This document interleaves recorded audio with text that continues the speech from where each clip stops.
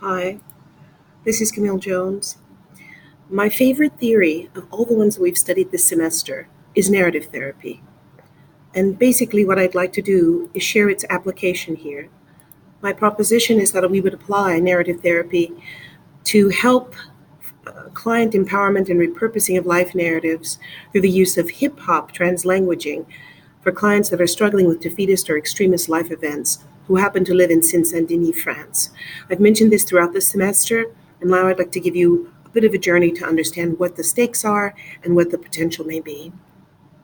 So, slide 2 just shares something about Saint-Denis, where it is geographically. It also shares demographics. It's important to note that even back in 1999, it was the French department with the highest proportion of immigrants, about 21.7%. And then by the time we got to 2018, it's estimated that of the 20 to 30%, of the 30% poverty rate in Saint-Denis, we can also share that 8 to 20% of the population probably do not yet have papers. They aren't regularized, as we say in French, sans papier. So there's a lot of potential in Saint-Denis. There's a lot of diversity there. You can see people come from Africa, from sub-Saharan Africa, from the Maghreb, and simply from all over the world. So let's look at a little bit of data in a different sense. Let's look at some of the numbers as they may suggest something about a data beyond a therapeutic setting. So we have a sample here of people who were polled about a year ago, both residents and non-residents of the cités. And the questions you see in French are asking the following.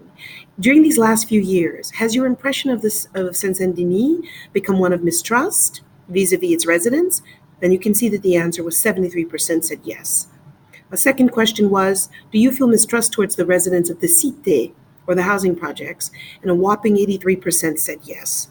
So you can see that there are some opportunities for public opinion to be shifted about Saint-Denis, and that also includes the opinion amongst the people who live there. Additional data tells us something about the popular ideas about Saint-Denis. People believe that it's inhabited mostly by youth. A full 84% of the French population of the people who responded felt that way. 79% saw it as poor communities, particularly the housing projects. A whopping 71% said it was dangerous.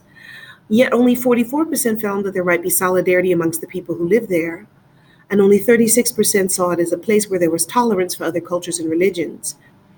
36% saw it as creative culturally, and around the same percent saw it as full of initiative. So again, that gives you some context. What's interesting, however, is that creativity really abounds in Saint-Denis. And this slide just tells you something about questions about c'est quoi le hip-hop. That is one of the creativity strains that really gives a great deal of positive spin to the energy in Saint-Denis.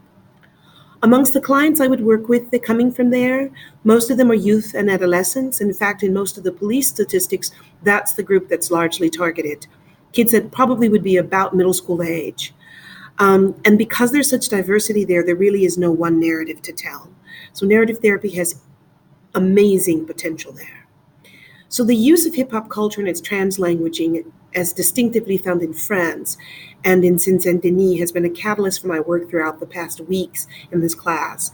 And one of my goals has been to facilitate ways to embrace hip hop tropes as a vehicle for client self-empowerment within the context of narrative therapy and cognitive behavioral therapy as well, the sort of constructive role-playing music therapy techniques. Narrative therapeutic techniques also can facilitate ways in which both the therapist and the client can use hip-hop languages and stories to offer greater voice, and the objective here is constructive messaging to a population that very much has been seen pejoratively in terms of mainstream media. The techniques we would use that are applicable in this context would include processes such as deconstructing the problem story, looking for unique outcomes, circulation of a new story, remembering, that is, remembering in a different way about something, using your memory differently, and definitional ceremony. Much of this dates back to 2005, to the era of when we had riots in France in Saint-Denis, but more recently to Saint-Denis circa 2015, which was 4 years ago, where we really see a development of a nuisance of other.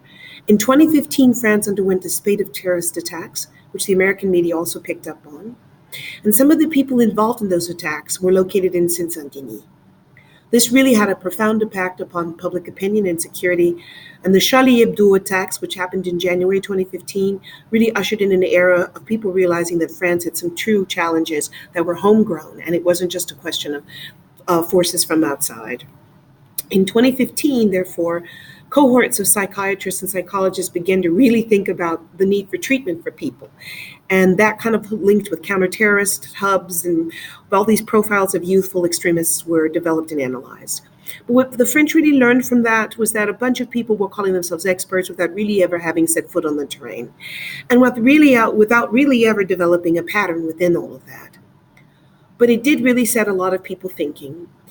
Je suis Charlie is just a reference to the journalists, the cartoonists, and the creators who were killed in Charlie Hebdo. The attack on Charlie Hebdo, those of us who spend a lot of time in France, it's a very famous satirical newspaper, and it really, poked fun at just about anyone and anything.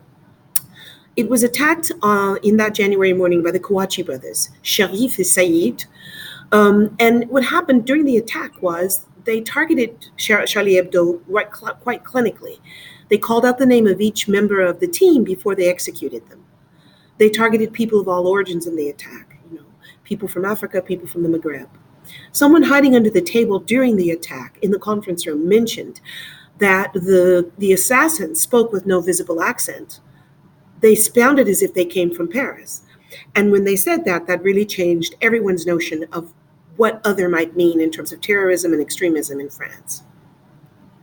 So the goal here is to realize that there's a lot of hidden potential and potential that needs to be re-narrated in Seine-Saint-Denis. Retelling one story in Seine-Saint-Denis becomes empowerment through creative repurposing. So here I just mentioned that I've been listening to hip hop music for a very long time. Even while I was in the States, I would listen to it. And the tones it takes depends on the neighborhoods it's coming from in Seine-Saint-Denis. But one of the tropes that really began to concern me was as far back as 2004, when I would listen to the music of Shilde, he would make comments about we have the ability to be rejected, as if that was a tool of empowerment.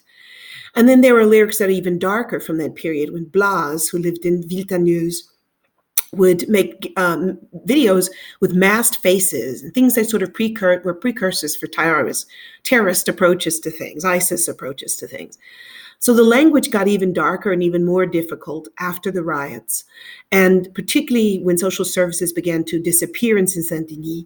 So the fewer choices kids had, the more survival became a function of who you would be willing to listen to and what resources they could give you in return. So all of this began to really take sort of flight when people realized that average people in Paris and France were getting targeted, and the challenge could no longer be seen as coming from some group overseas. So narrative therapy contributes in this multicultural context because if you work with a therapist who understands something about the norms of French hip hop and know the norms of the terrain and the clients, you really can establish a rapport. They'll see that as a form of respect and an authenticity that can help you have some sustainable therapeutic alliance with them. So the idea is to get them to tweak the model of some hip hop theme they know so they can help narrate their own story. It's a method that can help set the client at greater ease in therapeutic settings because it's validating the things he believes in, the assets he would embrace. And it also validates their expressive styles. This slide is just showing you an image of Shilde. I will attach the YouTube videos for all of this. He lived in Aulnay-sous-Bois. This is Shilde more recently. His most recent flow is La Psychiatrie. That was done last year. That's him in the mask. That's a bit troubling. Then also some things that really are important to use narrative therapy to address is that youth tend to show double-sided stories in their lyrics when they're told from the bled as opposed to from the banlieue. And the bled is just a general term that kids in France who come from more than one culture use to share their folks' home country. So when Blas sings about the 93, the Seine-Saint-Denis, it's a dark image, dystopic. But when Blas is speaking about Morocco, he has this sort of happy, superficial, utopic, tourist type, hope, even though he really can't speak Arabic and really understand the full meaning of what's around him. So one way to work with this is to help people empower themselves through the positive memes in this, but also to encourage them not to engage in microaggressions against the people in their parents' culture. There's a lot of that goes through certain flows. So this is Blas, two short storage cells. The left-hand side shows the Viltaneuse, the Épinay Viltaneuse narrative. You see the people in face masks, and that was done way back as early as, I think, the mid-2000s. And then there he is in Morocco with his homies, that's his family, his peers, and they're completely at ease, and it's a different story altogether. Here's a slide about Lalim and microaggressions against one's parent culture. You can see Lalim himself is opening the door to a Mercedes he doesn't own. They're basically taking the car for a joyride, taking it away from a village, from a local man. And they do things consistently in their videos that really make you question whether they really have developed a positive identity as to their parents' culture. So maybe family therapy treatments would be helpful in that setting. Back to some data, the psychopolitical stakes for all of us in trying to work with building more positive identities amongst kids from Saint-Denis, or particularly those that might be targeted by extremists. Notice that the French are asked which political movement seems most capable of efficiently acting to improve situations in at-risk neighborhoods. Notice that 43% of the people surveyed said none, but 20% said the extreme right, which would be Front National or groups like that. Only 14% said the left and 14% said the right. So you can see there's a lot of room, a margin for a lot of different results in France. So in terms of narrative therapy goals, we want to draw upon hip hop as a self-validating tool for the client. We would have traditional therapeutic conversations in the sessions, but the music could be used to initiate interactions. And choice and familiarity with the appropriate tropes would be crucial. So we would want to use trans language and hip hop lyrics of groups that really have positive, inclusive norms, like Reda, who's very well known, Grand Corps Malade, and Rimke, Abdelkarim Rimke, who lives in both cultures. These are people that are generationally inclusive. They include their parents' voices, they include their peers, and they don't destabilize people's potential. So we want to move the kids beyond racaille is a truth and other negative identities towards a more integrated affirmative self. As you read this, you'll see the word racaille has really stuck with some of the kids in Saint-Denis. This was when Nicolas Sarkozy visited a couple of the banlieues back in the mid-2000s, and he called the kids there, in a meeting, in a press conference, he called them racaille. They were scum that needed to be power washed away, he said. And then in another place, when he visited Les Quatre Mille, another city, he said the entire city needed to be nettoyé, or bien cleaned out. And the kids really saw that as not an affirmative identity, and it sort of stuck. In the old days, the kids would just throw some rocks and get upset. But now in the age of extremists in Europe and with the ISIS and Al-Qaeda, the stakes are really much higher for France and for the world, for the client to build a different sort of identity. So if a young client like Sheerday in 2019 still fundamentally believes that he only has the ability to make himself rejected, then he might get stuck listening to and internalizing other tropes. And in a world where groups like ISIS work through many social media, she or he may choose to embrace other utopic narratives and their resources to the degradation of us all. So when we help Sheerday begin to shift to a more preferred identity, he doesn't just achieve coping skills, he begins to alter who he believes he can be, and he makes choices and has an epiphany as to his purpose that really works through and manifests the therapeutic power in his music.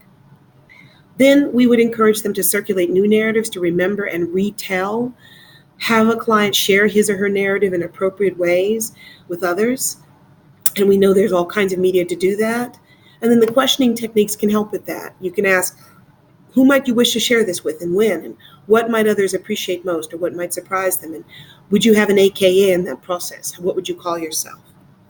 So basically the idea is this is a terrain that it really has a lot of challenges.